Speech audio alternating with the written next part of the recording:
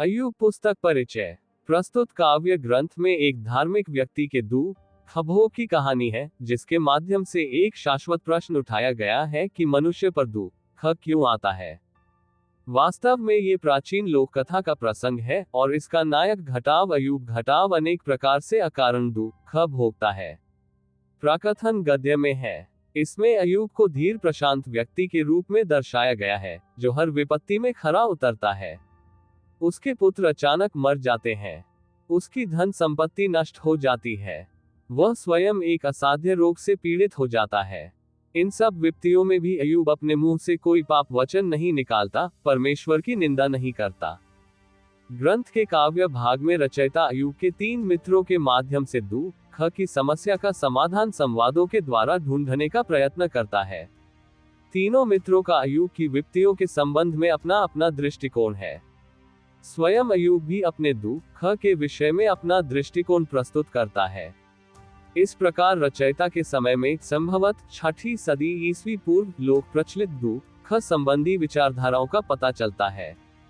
अय्यूब के मित्र धार्मिक परंपरा के अनुरूप धार्मिक शब्दावली में अय्यूब के दुख का कारण बताते हैं कि परमेश्वर मनुष्य के अच्छे कर्म का अच्छा फल तथा बुरे कर्म का बुरा फल देता है।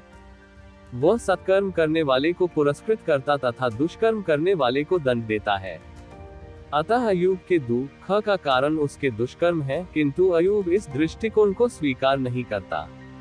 उसकी मान्यता यह है कि उसने ऐसे कठोर दंड के उपयुक्त कोई पाप अथवा दुष्कर्म नहीं किया है। वह हर दृष्टि से धार्मिक है।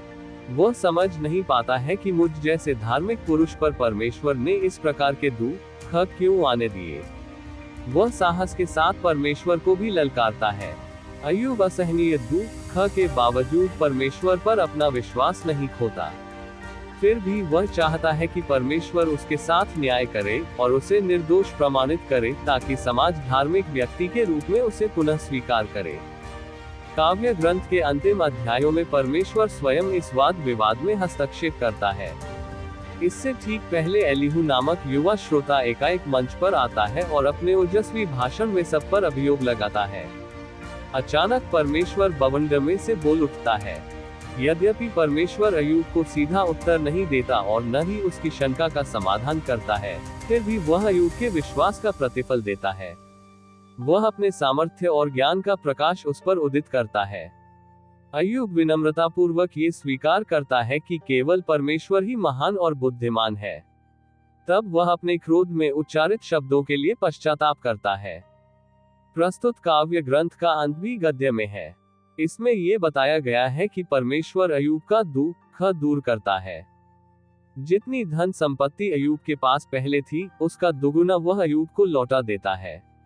वह अय्यूब को धन संपत्ति एवं वैभव से पुनः संपन्न कर देता है। परमेश्वर अय्यूब के मित्रों को उनकी मूर्खतापूर्ण बातों के लिए डांटता है, क्योंकि उन्होंने अय्यूब के दुख का भेद नहीं समझा था। केवल अय्यूब ही यह समझ सका कि परंपरावादी धर्म ने परमेश्वर को जिस रूप से चित्रित किया है, परमेश्वर उससे कहीं अधिक महान है।